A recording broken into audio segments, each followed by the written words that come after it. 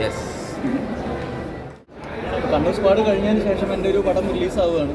അത് ഇത്ര വലിയ കണ്ണൂർ സ്ക്വാഡിനേക്കാൾ വലിയ ബഡ്ജറ്റും ഒരുപാട് ദിവസങ്ങൾ ഷൂട്ട് ചെയ്ത പടം, വലിയ സ്റ്റാർ കാസ്റ്റ്, മമ്മൂക്കയുണ്ട്, ഓഫ് കോഴ്സ്, രാജ്വി ഷെട്ടി, സുനിൽ, അങ്ങനെ തുടങ്ങിയ ഒരുപാട് ഹിന്ദി ചേച്ചി, അങ്ങനെ ഒരുപാട് ആൾക്കാർ, വലിയ താരനിരകളുള്ളൊരു പടത്തിൻ്റെ ഭാഗമാണെന്നതിൽ ഒരുപാട് സന്തോഷം. ജനങ്ങളെ സ്വീകരിച്ചു, ഒരു ഭൂരിപക്ഷം ജനങ്ങൾ സ്വീകരിച്ചു, ഒരുപാട് സന്തോഷം. വിമർശനങ്ങളുണ്ട്, തീർച്ചയായിട്ടും ഉണ്ട്, അതും സ്വീകരിക്കുന്നു, അതും ഇതിൻ്റെ ഒരു ഭാഗമാണല്ലോ. അമ്മയെ തല്ലിയാലും നല്ല രണ്ട് ഭാഗമുണ്ടെന്ന് പറയുന്ന പോലെ ഈ സിനിമയ്ക്കും പല അഭിപ്രായങ്ങളുണ്ടാവും. പക്ഷെ ഭൂരിപക്ഷം ആൾക്കാർക്ക് ഇഷ്ടപ്പെട്ടു, അതുകൊണ്ട് പടം നന്നായിട്ട് പോയിക്കൊണ്ടിരിക്കുന്നു. അതിലൊരുപാട് സന്തോഷം. ഡീഗ്രേഡിംഗ് ആയിട്ട് ഞാൻ അതിനെ കരുതുന്നില്ല, അത് വേറൊരു അഭിപ്രായ പ്രകടനമായിട്ട് മാത്രമേ കരുതുന്നുള്ളൂ. അങ്ങനെ മനഃപൂർവ്വം ഡീഗ്രേഡ് ചെയ്യുന്നതായിട്ട് എനിക്ക് തോന്നിയിട്ടില്ല.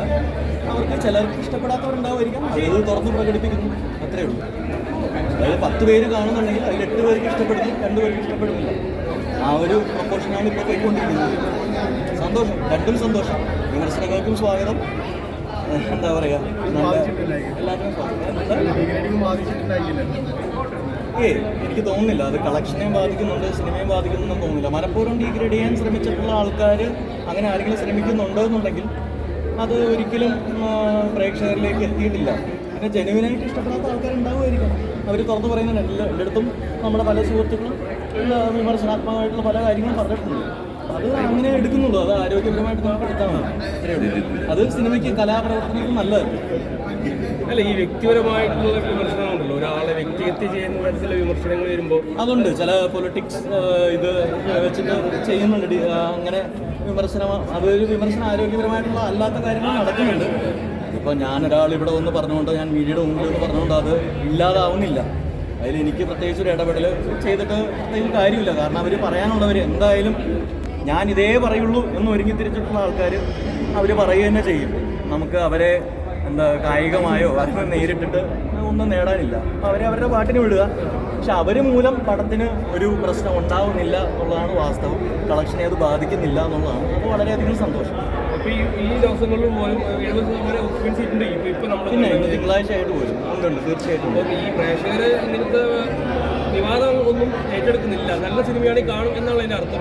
തീർച്ചയായിട്ടും ഇത് എൻജോയ് ചെയ്യുന്നുണ്ട് ആൾക്കാർ. ഇങ്ങനെയുള്ള മാസ് എലമെന്റുള്ള പടം വന്നിട്ട് മലയാളത്തിൽ വന്നിട്ട് എത്ര കാലമായി? നമ്മൾ ഇതിനു മുമ്പ് വന്നിരിക്കുന്ന ഏതായിരുന്നു?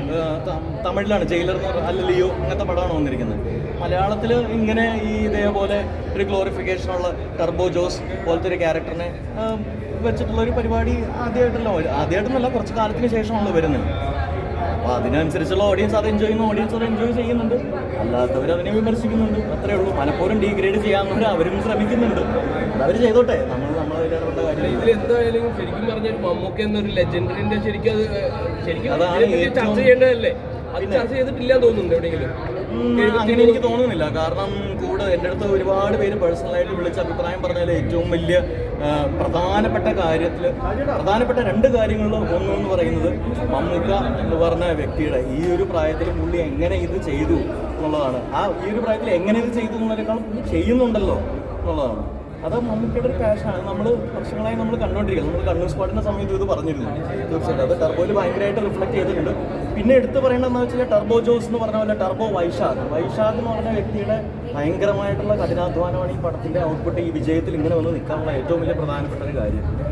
അപ്പോൾ ഈ 2 വ്യക്തികളും നമ്മളെ മുന്നിൽ നിന്ന് നമ്മളെല്ലാവരും ലീഡ് ചെയ്ത് മുമ്പോട്ട് കൊണ്ടുപോകുമ്പോൾ ആ വഴി സഞ്ചരിക്കുക എന്നുള്ളത് മാത്രമേ നമ്മൾ ചെയ്തിട്ടുള്ളൂ. അവർ പറയുന്നത് കേൾക്കുക എന്നുള്ളത് മാത്രമേ ഞാനും ബാക്കിയുള്ള ആർട്ടിസ്റ്റുകളും ചെയ്തിട്ടുള്ളൂ. അപ്പോൾ അതിൻ്റെ റിസൾട്ട് കിട്ടിയിട്ടുണ്ട് എന്ന് തന്നെയാണ് എനിക്ക് വിശ്വാസം. ഇനി ഇതിൻ്റെ അപ്പുറത്തേക്ക് കിട്ടുമായിരുന്നോ വേറെ ആയിരുന്നോ എനിക്ക് അറിഞ്ഞൂടാ. കാരണം ഇത്രയും എഫേർട്ട് എടുത്ത് ചെയ്ത പടം നെഗറ്റീവ് റിവ്യൂ പറഞ്ഞ് നടത്തിക്കുന്ന മെയിനായിട്ടുള്ള കുറച്ച് റിവ്യൂവേഴ്സ് ഉണ്ട്. അപ്പോൾ അവരോടൊക്കെ എന്താണ്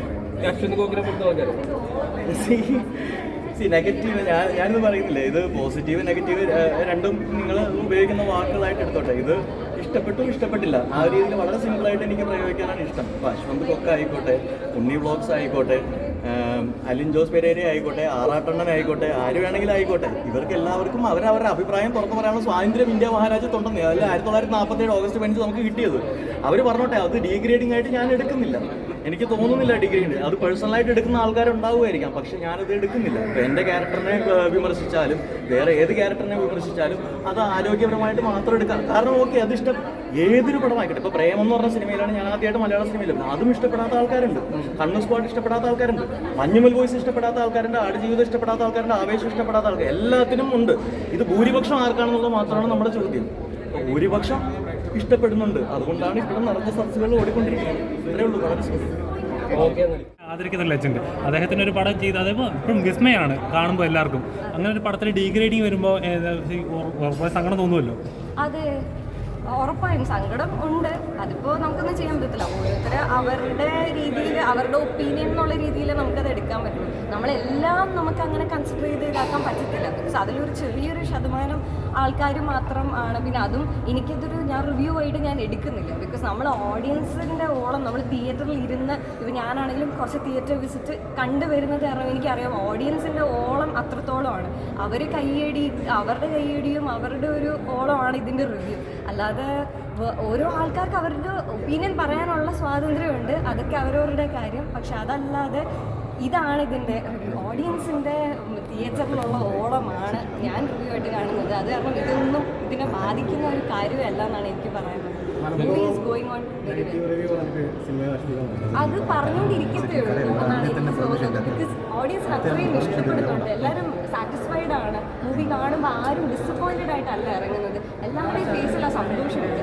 അത് തന്നെയാണ് ഏറ്റവും വലിയ മൂവിയുടെ വിജയം. അതിൽ കൂടുതൽ ആരും റിവ്യൂവിന് അവരിങ്ങനെ പറഞ്ഞു ഡീഗ്രേഡ് ചെയ്യാൻ നോക്കി ഇങ്ങനെയൊന്നും പറഞ്ഞിട്ട് കാര്യമില്ല. അതൊരിക്കലും ബാധിക്കത്തില്ല. ഇപ്പോൾ തന്നെ കളക്ഷൻ നിങ്ങൾക്കറിയാം 50 crores കഴിഞ്ഞിട്ടുണ്ട്. അപ്പം അതൊക്കെ തന്നെയാണ്.